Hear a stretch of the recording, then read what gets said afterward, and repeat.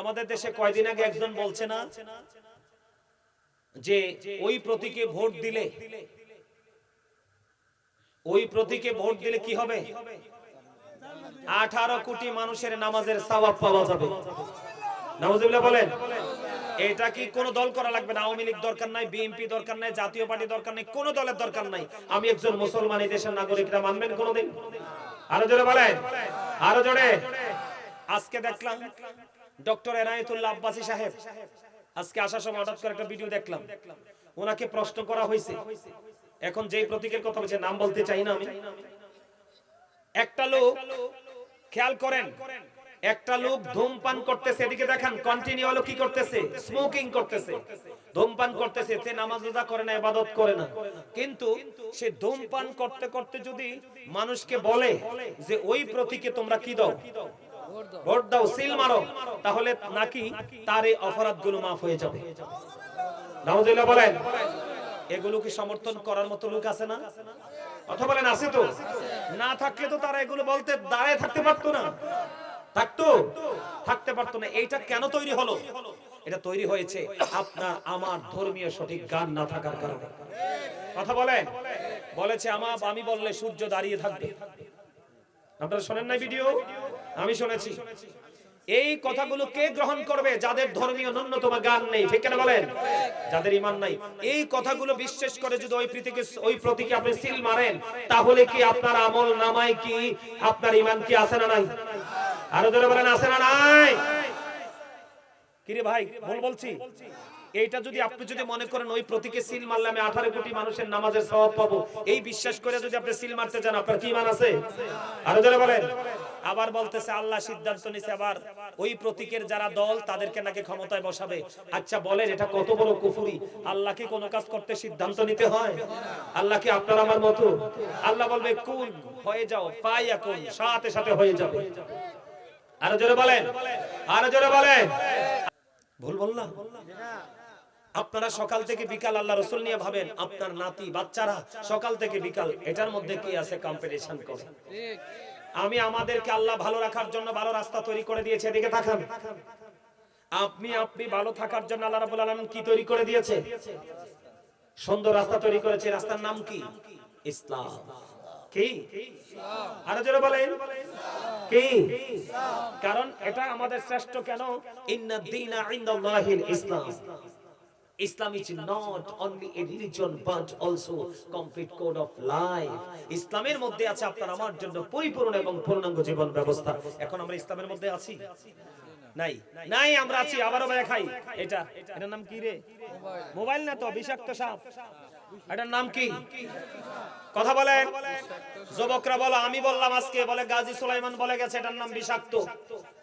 এইটার বিষ যদি কারো বডিতে ঢুকে, কারো ব্রেইনে ঢুকে, কারো হৃদয়ে ঢুকে, এইটার বিষ, তাহলে এই বিষ কে নামাবে আমি জানি না। এই বিষ নামানোর ওঝা পৃথিবীতে জন্ম হয় নাই। বলো হুজুর কেন? এটার মধ্য থেকে আমরা যেটা নিচ্ছি এটা হলো পুরোটাই ইহুদি নাসারা বেঈমান কাফেরদের অপসংস্কৃতি। বেঈমান কাফের সম্পর্কে আমার আল্লাহ কোরআনে বলেছেন, ইন্নাল কাফিরিনা কানু লাকুম আদুওয়াম মুবিনা। আল্লাহ রাব্বুল আলামিন বলেছেন, দ্য হেরিটিক্স আর the eternal enemy of the believers. ঈমানদারদের প্রকাশ্য শত্রু হলো বেঈমান কাফেররা। আজকে আমরা আল্লাহর রাস্তাকে বাদ দিয়ে আমরা কি করছি? বেঈমান কাফেরকে ফলো করছি কন্টিনিউয়াসলি, ডে বাই ডে। কথা বলেন না কেন?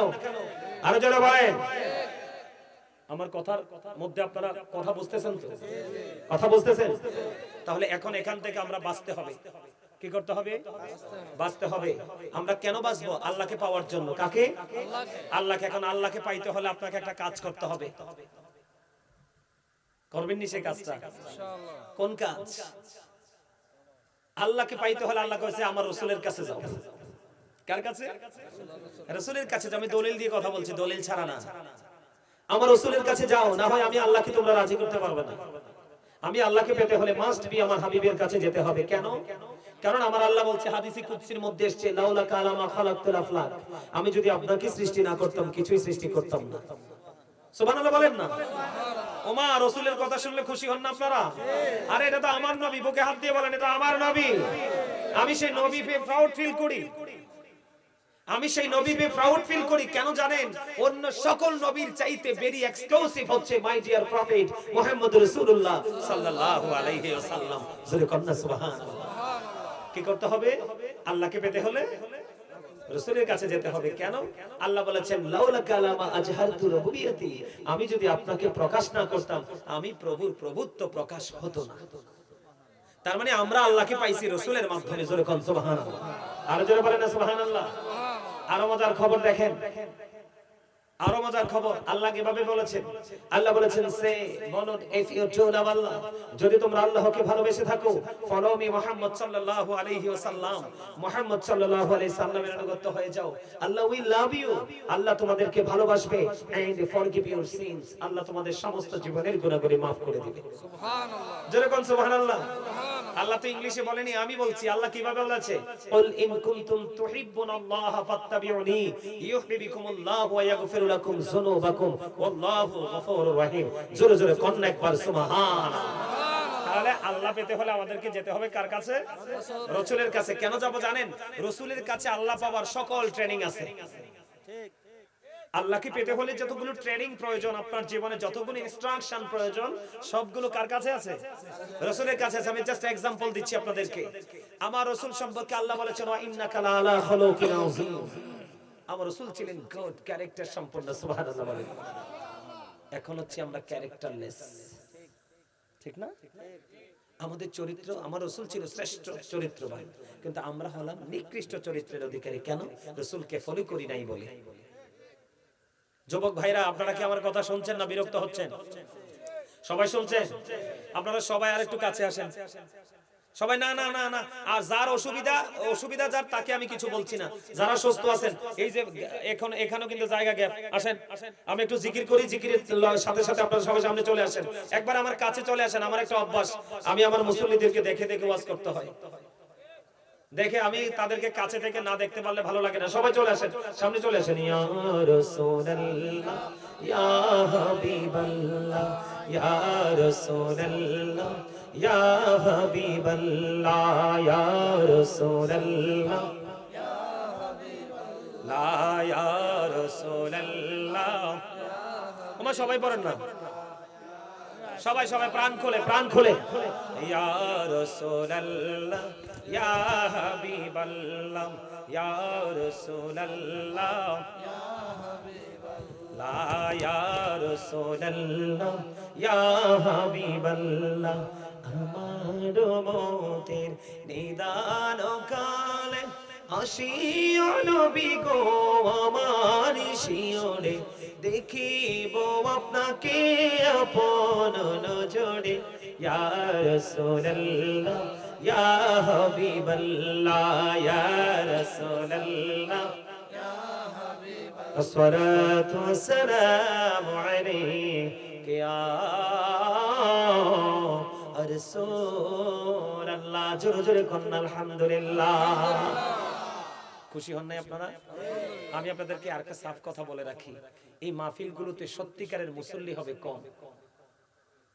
মসজিদে হাইয়া আলাস সালাম শোনার পরে নামাজের জন্য প্রস্তুতি নিবে, আস্তে আস্তে যেই প্রস্তুতি নেওয়ার সংখ্যাটা ধীরে ধীরে কমবে। কারণ কি জানেন? কারণ কিয়ামতের আলামতই হলো মানুষ ধর্মীয় শিক্ষা থেকে দূরে চলে যাবে, মূর্খতা দিন দিন বেড়েই চলবে। সমাজে সত্যবাদী মানুষের ইজ্জত নষ্ট করে মিথ্যাবাদীদেরকে মানুষ হাইলাইট করবে, তার মানে মিথ্যাবাদীদেরকে মানুষ সম্মান করবে। সবচেয়ে বড় দুঃখজনক কথা হলো আমার রাসূল বলেছেন characterless people will come in national power. আমার রাসূল বলেছেন চরিত্রহীন লোক জাতীয় ক্ষমতায় বসবে। এটা কি আমাদের জন্য ভয় না? আমাদের জন্য দুঃখজনক না? আরো জোরে কোন। দেখেন না মহাজন একটা বৈশা রয়েছে টেবিলে, আইছে না সুদের মহাজন। মহাজন কিন্তু মহাজনের জায়গায় বসে রয়েছে, পুরো দয় শেষ।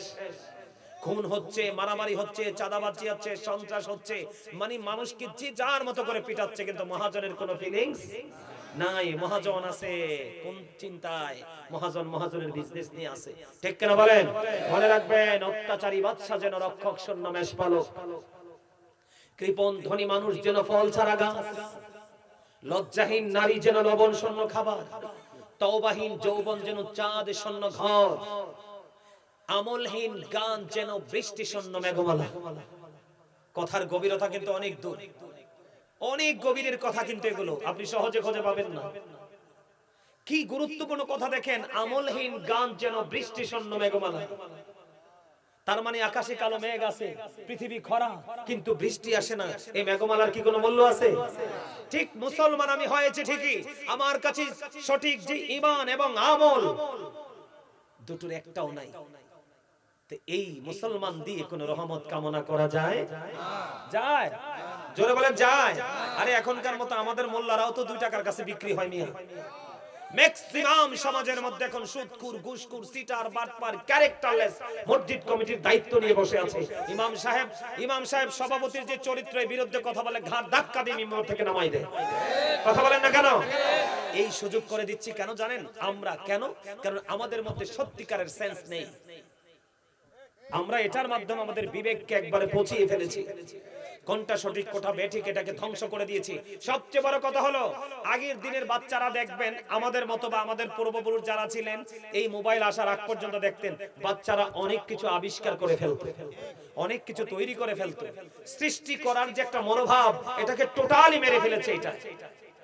কারণ সারাক্ষণ আপনি এটার মধ্যে থাকেন, ব্রেইন তো এটার মধ্যে। আপনি নতুন করে স্বপ্ন দেখবেন কিভাবে বা দেখাবেন কিভাবে, এটা শুধু আপনার ধর্মীয় দৃষ্টিকোণ না, আপনার পুরো ফিউচারকে পর্যন্ত ব্ল্যাক করে দিচ্ছে। নাউজুবিল্লাহ বলেন, আরো জোরে বলেন, আরো জোরে বলেন, আরো জোরে। সম্মানিত উপস্থিতি, এই যে দেখেন, আমি আপনাদেরকে বলি গভীরভাবে খেয়াল করেন।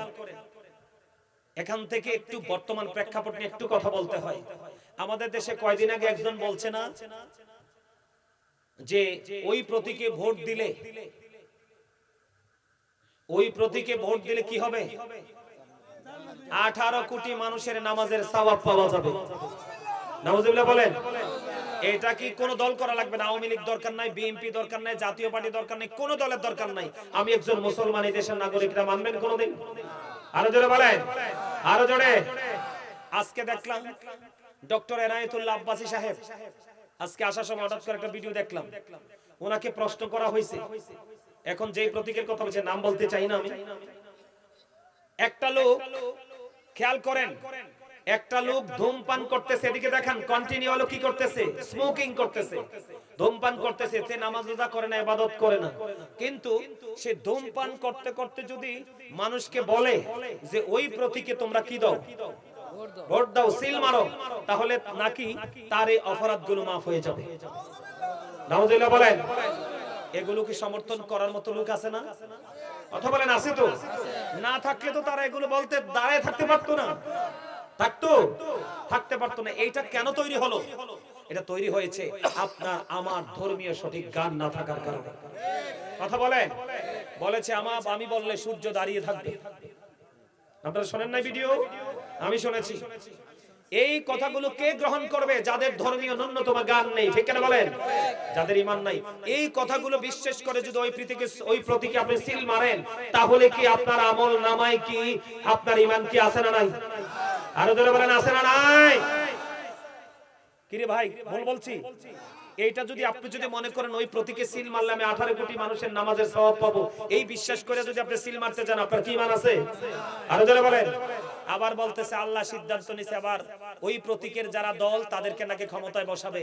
আচ্ছা বলেন, এটা কত বড় কুফরি? আল্লাহ কি কোনো কাজ করতে সিদ্ধান্ত নিতে হয়? আল্লাহ কি আপনার আমার মতো? আল্লাহ বলবে কুন, হয়ে যাও, ফায়াকুন, সাথে সাথে হয়ে যাবে। আরো জোরে বলেন, আরো জোরে বলেন।